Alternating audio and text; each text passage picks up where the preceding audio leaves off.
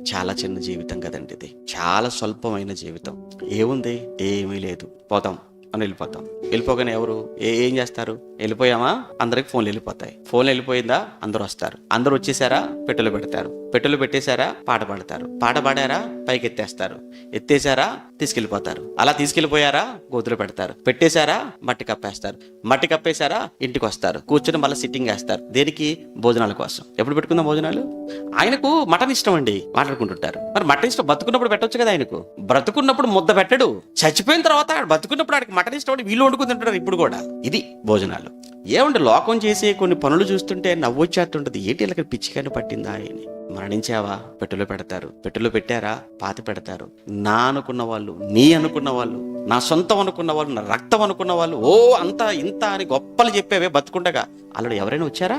కానీ జీవితం అంతా వాళ్ళ మాటలు వినేసి, వాళ్ళ కోసమే బతికేసి, కుట్రలు కుతంత్రాలు. అంటే వీళ్ళందరినీ చూస్తుంటే సాతానగాడు వాడు ఎలా మాయ చేస్తున్నాడో, మోసం చేస్తున్నాడో మీరు ఆలోచించండి ఒక్కసారి.